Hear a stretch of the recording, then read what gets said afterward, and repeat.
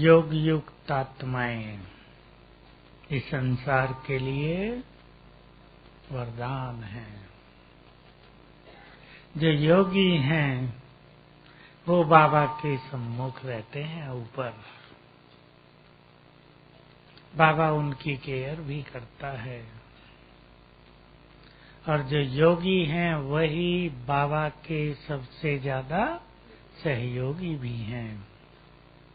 ये कुछ बातें हमें याद रखते हुए अपना लक्ष्य बनाना है कि हम अच्छा योग का अभ्यास करें। सभी आज इस बात पे स्वचिंतन करेंगे। योगी बनने के लिए स्वचिंतन बहुत आवश्यक है। एकांत और स्वचिंतन रोज थोड़ा समय इसमें जरूर देना है। हम सारे ब्राह्मण संसार को भी यदि देखें तो कई आत्माएं भिन्न भिन्न जगह पर उलझ गई हैं। योगी बनना लक्ष्य नहीं रखा। कोई एक मुझे कह रहे थे अभी 3 दिन पहले ही, आप भी हंसेंगे सुन के, कहा महत्व सत्ता का है योग का नहीं। जिनके हाथ में सत्ता है वही आगे हैं, योगियों को कौन पूछता है। मुझे सीधा कह रहे वो। मैंने कहा पर भगवान तो पूछता है। अरे इससे क्या होता है, सत्ता का क्रेज। मैंने उन्हें कहा कि काश तुम्हें भी जितना सत्ता का क्रेज है अगर योगी बनने का थोड़ा भी होता तो कुछ और होता जीवन।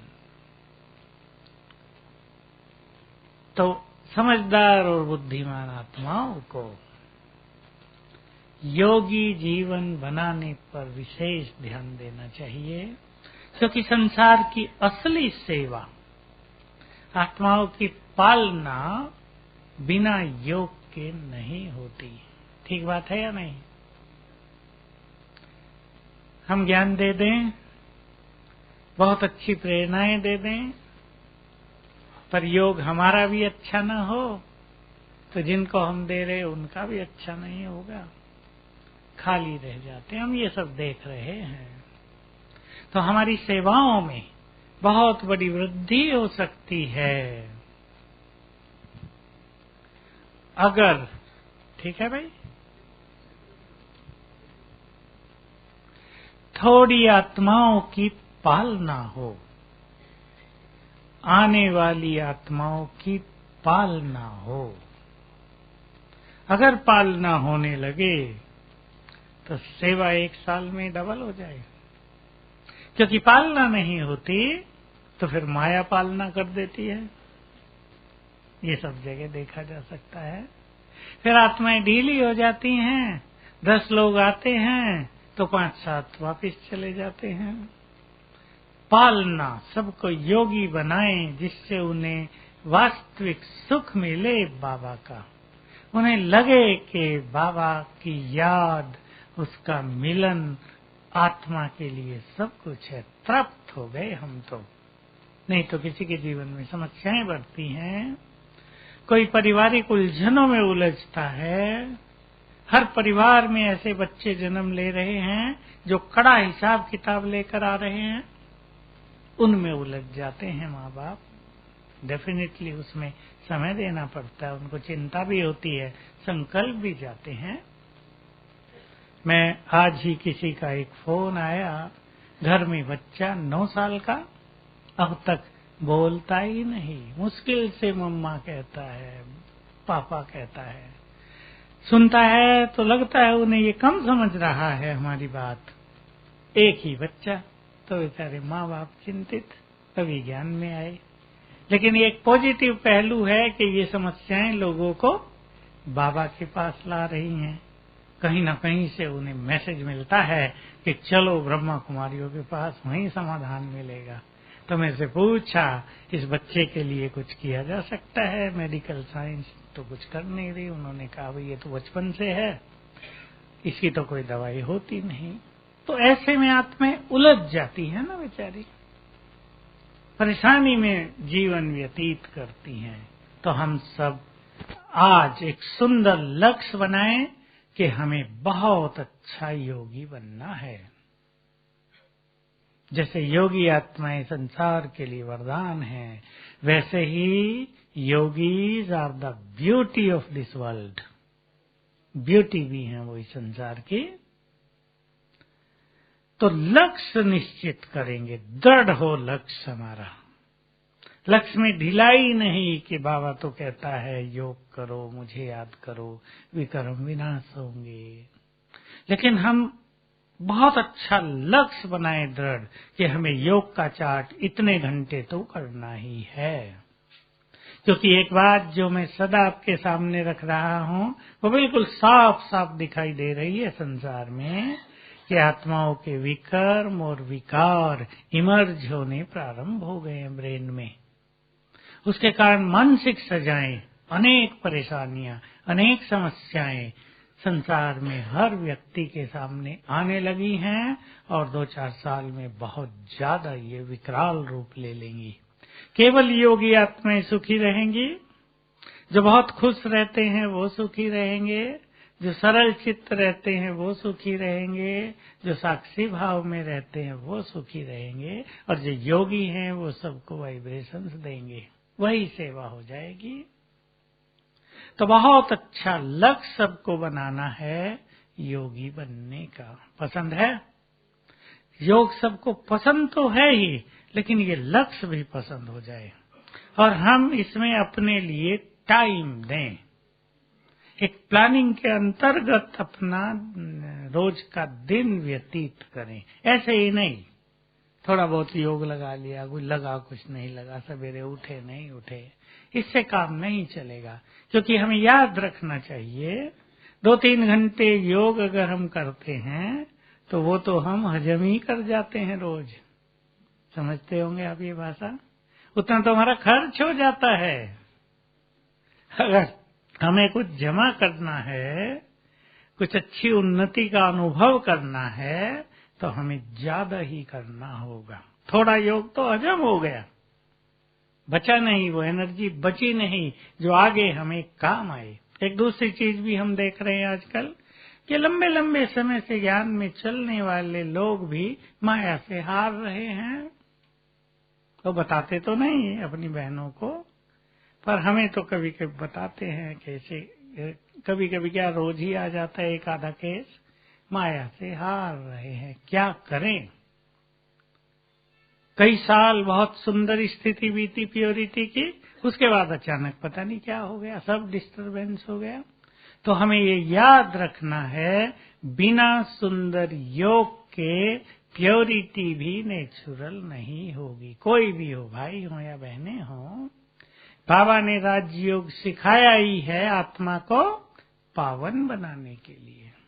तो जहाँ विकर्म विनाश योग से होंगे वहीं प्योरिटी भी हमारी नेचुरल होगी, पवित्रता का बल हमें प्राप्त होगा। नहीं तो बहुत लोग अपनी इम्प्योरिटी को दबाए रखते हैं, और दबाने से क्या होता है? इरिटेशन, डिप्रेशन, मन खुश न रहना, कहीं ना कहीं वो आवेग निकलना बाहर के बच्चों पर, कभी किसी और पर। इसलिए प्योरिटी को भी नेचुरल रूप देने के लिए, ताकि वो एक आनंद बन जाए, वो सुख बन जाए, तो 4 घंटे योग रोज करना ही चाहिए। ये हमारी साधनाएं हैं, यही हमें आगे चलकर काम आएंगी बहुत ज्यादा। तो मानसिक रूप से सभी अपने को तैयार करें। इसके लिए रोज एकांत, हम 5 बातें रखते हैं अब योगी जीवन बनाने के लिए। पहली उसमें सुंदर है रोज थोड़ा एकांत, आधा घंटा तो अवश्य, जिसमें हम अपने को देख सकें, अपने पे एक दृष्टि डाल सकें। हम क्या कर रहे हैं? क्या वही कर रहे हैं जिसके लिए बाबा के पास आए हैं? और अपने को बहुत अच्छी ट्रेनिंग दे देनी है, संकल्प दे देना है कि अब हमें वही करना है जिसके लिए बाबा के पास आए हैं। सेवा तो ठीक है, वो तो हमें करनी है, जीवन ही सेवा के लिए है, लेकिन अब हमें वो काम करना जिसके लिए हम बाबा के पास आए हैं। चाहे समर्पित भाई बहने हैं चाहे गृहस्थ में रहने वाले हैं, सब चिंतन में लाएं अपने ये बात। एकांत में रहकर थोड़ा समय चिंतन करें। पसंद है पीछे वाले? हमें वही करना है अब जिसके लिए हम बाबा के पास आए हैं। हमें अब वही करना है जिसके लिए हमने बहुत बड़ा त्याग किया है। कन्याएं बैठी हैं बहुत सारी, त्याग किया है बहुत ज्यादा आप सबने। दुनियावी इच्छाओं को छोड़ देना, संसारिकता को, भौतिकता को बिल्कुल त्याग देना, ये अपने में बहुत बड़ा त्याग है, मेमोरियल है, रिमार्केबल त्याग है। माताओं ने बहुत त्याग किया, किसी ने मारे सहन की हैं, कष्ट सहा है, गालियां सुनी हैं। अब उस त्याग को फलीभूत करें। भाइयों ने भी किया है, कुमारों का भी त्याग बड़ा है या नहीं? वैसे आप कहेंगे हमने क्या त्याग किया, अच्छी जगह आ गए, थोड़ा सा गांव छोड़ के कितना स्वर्ग में आ गए। त्याग वैसे तो नहीं है, पर विकारों का त्याग, इच्छाओं का त्याग, तृष्णाओं का त्याग बड़ा त्याग है ना। बाबा के कार्य में जीवन समर्पित कर देना, बाबा के कार्यों में लग जाना, संसार में और कुछ इच्छा न रखना, ये छोटी बात नहीं है। अभी मैं एक जगह था हैदराबाद में, एक बड़ा आदमी 1 साल से ज्ञान में आया, एमएलए भी है और चेयरमैन है अपनी बहुत बड़ी कंपनी का, 40 देशों में उसकी कंपनी, मतलब बहुत साहूकार है। तो हमें ले गया अपनी कंपनी में, प्रोग्राम था, मैनेजर्स और ऑफिसर्स बैठे थे, होंगे 150, बहुत अच्छा प्रोग्राम रखाया। तो मैं उनकी बात सुन रहा था, हमें अपना पता नहीं चलता। वो हमारे परिचय में खुद कह रहा था 50 साल से इनका डेडिकेटेड लाइफ, हम तो हैरान हो गए इन्हें देख के।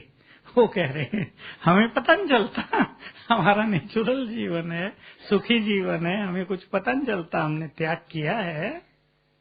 तो हमें भी अपनी अवेयरनेस होती है और एक आवाज अंदर से आती है। आप सबको भी वो आवाज आनी ही है, त्याग को सफल करना है।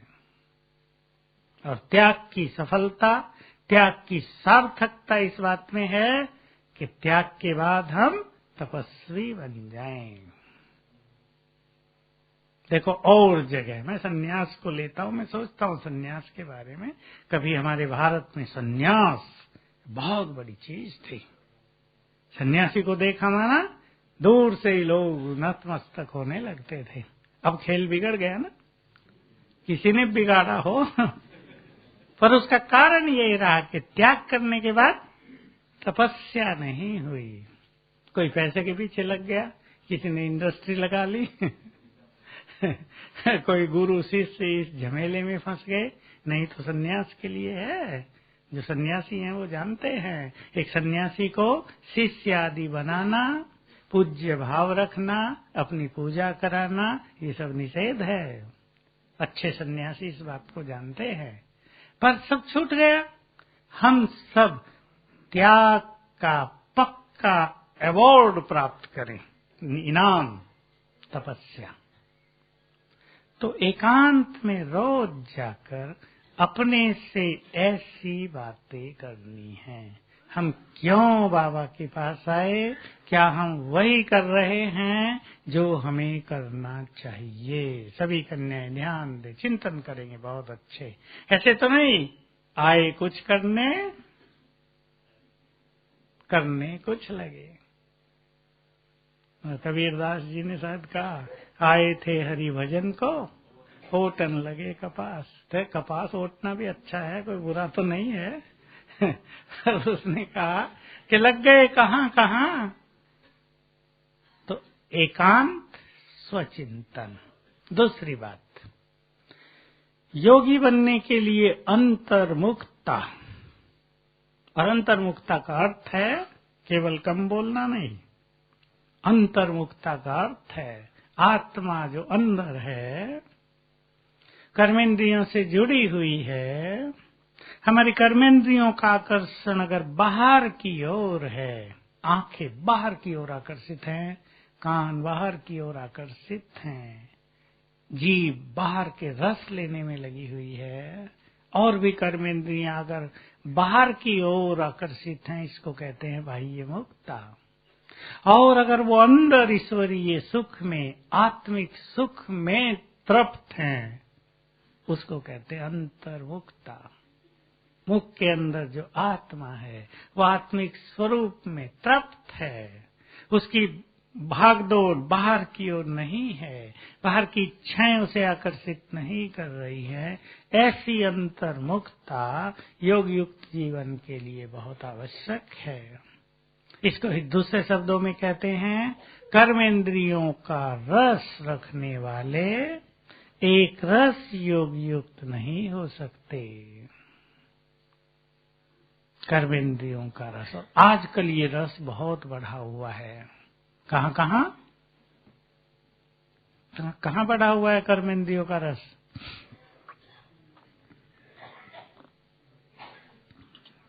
माताएं बताएंगी। पहला रस है टीवी का। बहुत गृहस्थ में रहने वालों को ये समस्या हो गई है कि बच्चे 12 बजे तक टीवी देखते हैं, न खुद सोते न हमें सोने देते, हम 4 बजे कैसे उठें? प्रैक्टिकल समस्या। कर्मेंद्रियों का रस, आंखों का रस भी तो मन का रस भी। तो इन रसों से हमें मुक्त होते चलना है। मैं एक जगह पढ़ रहा था, मेरे पास एक छोटी सी मैगजीन आती है विवेक ज्योति, उसमें वो 5-7 श्लोक लिखे रखते हैं। उसमें एक मैंने पढ़ा, वो अच्छे होते हैं, बहुत ज्यादा शास्त्रों के होते हैं और बहुत अच्छे नीति के श्लोक। उसमें था, वो योगी जिसने स्वाद के रस को जीत लिया हो, स्वादेंद्री जीव के रस को, वो सच्चा योगी है। क्योंकि इस रस को जीतना भी बहुतों के लिए कठिन काम होता है। डॉक्टर कितना भी कह दे समोसे नहीं खाना, लेकिन मुश्किल काम होता है। तो इसको जीतना भी एक बहुत बड़ी सफलता है योग युक्त जीवन के लिए। तो दूसरी धारणा हमारी है बहुत बहुत सुंदर, अंतर्मुक्ता और कर्मेंद्रियों के रस से परे। योगी बनने के लिए ज्ञान का बल, ज्ञान का रस, ज्ञान की बातें हमारी बुद्धि में चलती रहें तो व्यर्थ समाप्त हो जाता है। इसका बहुत अच्छा अभ्यास करना है।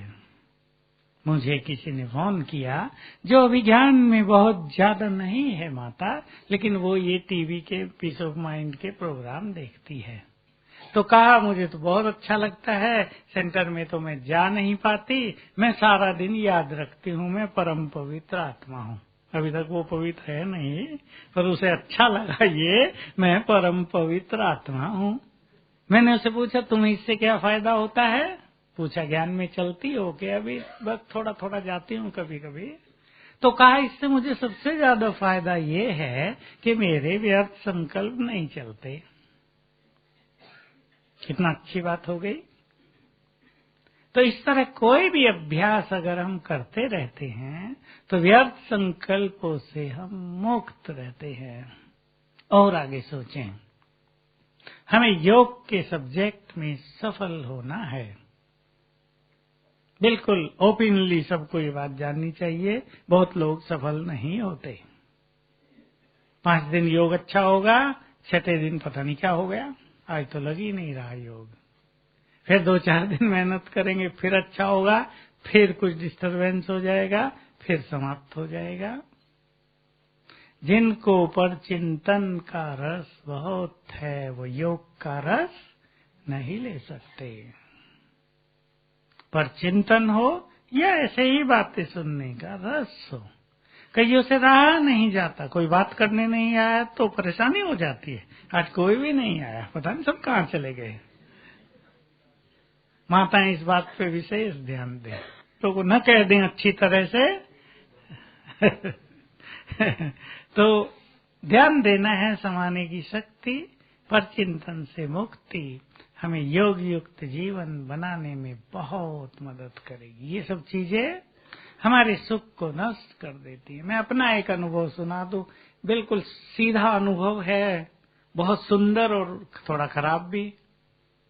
18 जनवरी का दिन था। मैं 18 जनवरी को बहुत एंजॉय करता हूँ। किचन में बैठा था, बहुत आनंद था।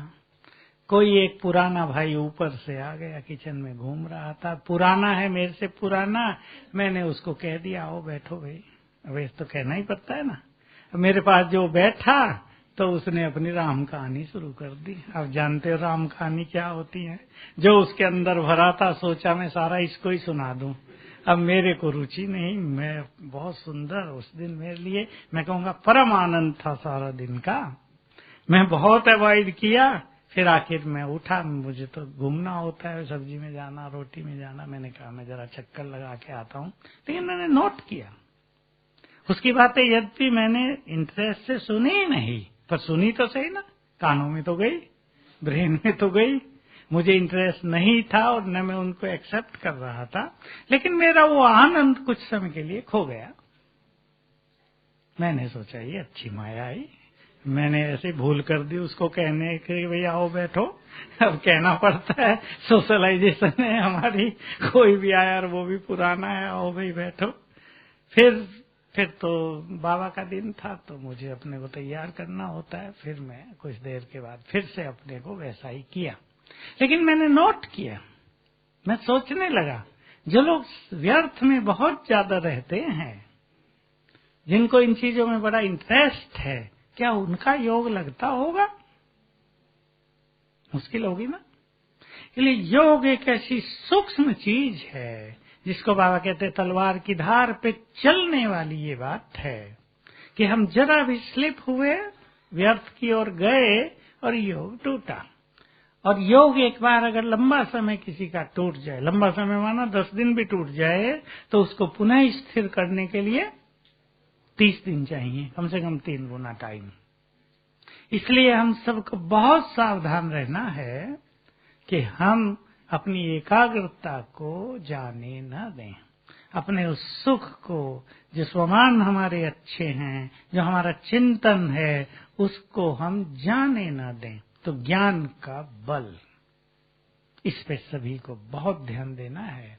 और इसको बढ़ाने के लिए एक छोटी सी बात रोज यूज करनी है कि सवेरे जब हम मुरली सुनते हैं तो उसके ज्यादा समय नहीं तो कम से कम 3 मिनट बाद तक मुरली सुन के क्लास से उठे तो उसकी कुछ बातें हमें याद करनी है।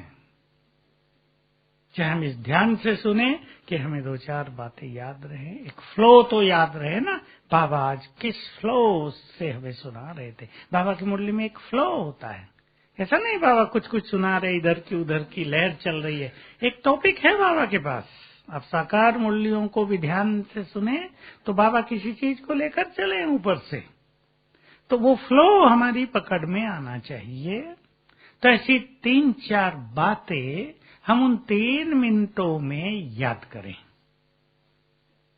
अगर बीके कॉलोनी वाली भाई बहनें यहाँ से अपने घर जाते हैं तो थोड़ी दूर थोड़ा चुप रहेंगे, चिंतन में लाएं मुरलियों को।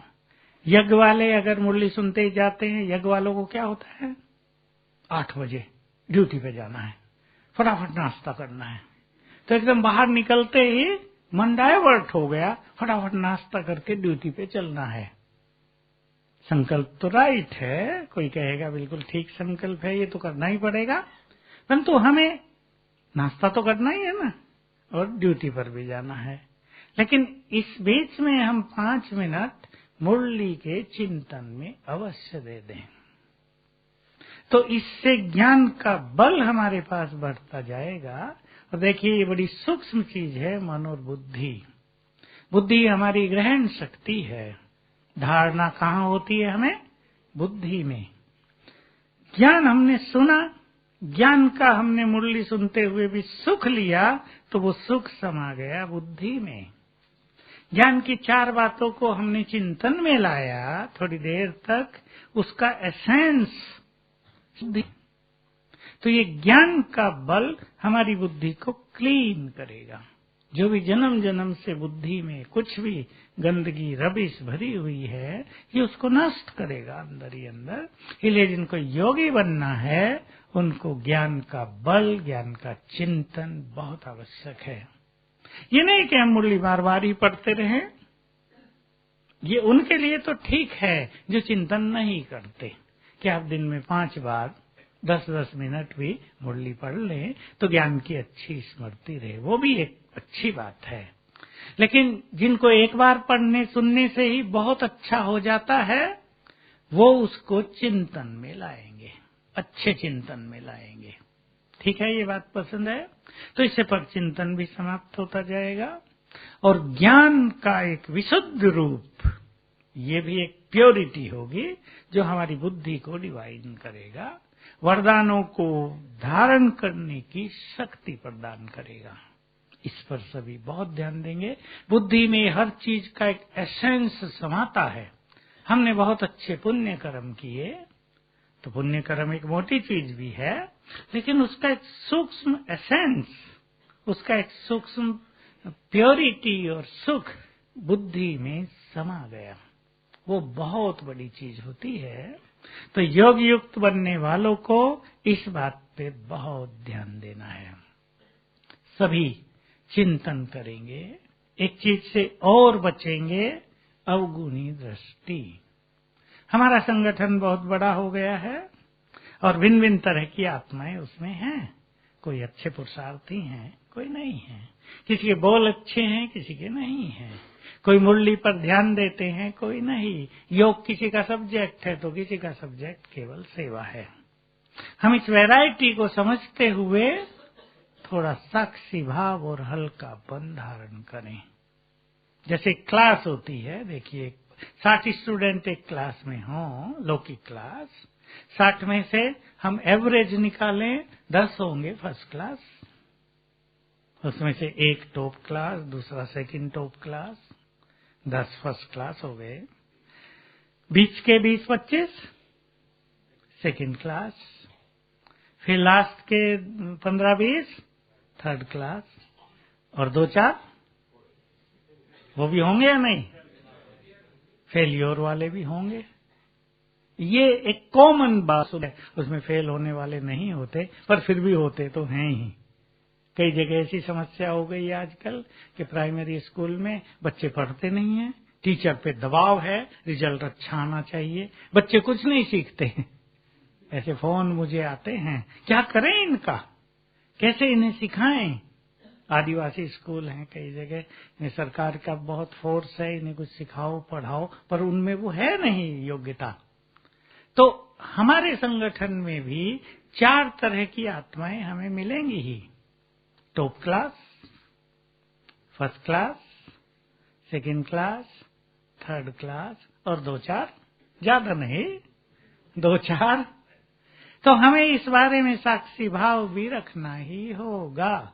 हमें अपने बारे में सोचना है कि हम कौन सी क्लास में आना चाहते हैं, कौन सा ग्रेड लेना चाहते हैं, वो हमारे अपने ऊपर है, बाकी देखना नहीं है। जैसे लौकिक पढ़ाई में फर्स्ट क्लास स्टूडेंट ये थोड़ा ही देखेगा ये फेल होने वाला, उसके बारे में चिंतन करेगा? करता है कोई लौकिक में? कोई नहीं करता होगा। सब अपने अपने पुरुषार्थ में, अपने अपनी तैयारी में रहते हैं। तो हम भी दूसरों को देखने की जो चीज है इससे मुक्त हो जाएं। अब फिर से बाबा के दिन आ रहे हैं। आज हम जल्दी क्लास शुरू करेंगे क्योंकि ऊपर मुझे एक क्लास कराना है। बाबा के मिलने के दिन समीप आ रहे हैं। 3 दिन रह गए, करेंगे अच्छा अभ्यास। बाबा तो आएंगे ही, बाबा तो आएंगे, चाहे हम उनके पास जाएं, चाहे वो हमारे पास आएं, उनको तो हम बुलाएंगे। जब तक संगम है, ये मिलन तो समाप्त होने का नहीं है, और ये सुखदायी होता ही चलेगा। चाहे रूप बदल जाए, विधि बदल जाए, पर बाबा का तो हमसे मिलन होता ही रहेगा। तो कल पहला दिन हम अशरीरी होने का बहुत सुंदर अभ्यास करेंगे। बिल्कुल गुड फीलिंग। 2-3 रूप दे देते हैं इसको। आत्मा को, अपने स्वरूप को देखना मस्तक के मध्य में, और ये फीलिंग देना, ये देह अलग और मैं अलग। कल इसकी बहुत अच्छी प्रैक्टिस कर जाएं, घंटे में 3 बार, ये अलग मैं अलग। दूसरा रूप, देह लोप हो गया और बच गई मैं निराकार आत्मा, केवल निराकार आत्मा, नथिंग एल्स। देह है ही नहीं। और तीसरा अभ्यास, फिर देह में मैं आत्मा इस देह में अवतरित हुई हूं। क्या इसको पहला बना लें? मैं आत्मा इस देह में अवतरित हुई हूं, मस्तक सिंहासन पर विराजमान हूं। अपना स्वरूप देखें। आज का वरदान याद कर लें। करो याद, स्वराज्य अधिकारी। जो स्वयं को हैंडल करना जानते हैं वही दूसरों को भी हैंडल कर सकते। बहुत सुंदर ये सिद्धांत, यूनिवर्सल मैनेजमेंट का सबसे सुंदर सिद्धांत। जो अपने को अपने पर राज नहीं कर सकते, वो दूसरों पर कर ही नहीं सकेंगे, टेंशन हो जाएगी उन्हें। जो स्वयं को हैंडलिंग करना जानते हैं, स्वयं के मन बुद्धि को चलाना जानते हैं, कर्मेंद्रियों को चलाना जानते हैं, वो एक बड़े संगठन को चलाना भी जानते हैं, जान जाएंगे। तो मैं आत्मा स्वराज्य अधिकारी इस देह में आई हूं, फिर बिल्कुल निराकार, बिल्कुल देह है ही नहीं। ये बहुत सुंदर फीलिंग होती है। ऐसा अभ्यास तीनों में से कोई भी करते रहेंगे। हर घंटे में 3 बार का लक्ष्य रख लें। और परसों, मैं आत्मा परम धाम में बाबा के साथ, सुप्रीम एनर्जी के साथ, ऑलमाइटी के साथ, उसकी संपूर्ण एनर्जी मुझ में समा रही है। मैं यहां हूं ही नहीं, ऐसी गुड फीलिंग। और बाबा के दिन वही अभ्यास जो हम सदा करते हैं। मैं इस संसार में पद्मा पदम भाग्यवान, सबसे अधिक भाग्यवान, क्योंकि भगवान स्वयं मुझसे मिलने आते हैं। और उस दिन हम ये फील करेंगे, और ये सत्य फीलिंग है, कि सवेरे से ही बाबा की किरणें हम पर पड़ने लगती हैं। जैसे ज्ञान सूर्य की किरणें, बरसात होने लगती है हम सब पे। बाबा का भी अटेंशन नीचे की ओर, फुल वाइब्रेशंस देना। तो उठते ही ये फीलिंग करेंगे, फिर मैं पद्मा पदम भाग्यवान, क्योंकि आज बाबा मुझसे मिलने आ रहे हैं। फिर वही सीन देखेंगे, ज्ञान सूर्य नीचे उतर रहे हैं और आ गए हमारी आंखों के सामने, उसकी किरणें पड़ रही हैं। बहुत अच्छा एंजॉय करेंगे और शाम तक अपनी स्थिति को ऐसा अच्छा बना देंगे कि सवेरे से ही प्रभु मिलन का सुख होने लगे और शाम तक आकर वो सुख परमानंद में बदल जाए। ठीक है? ओम शांति। अभी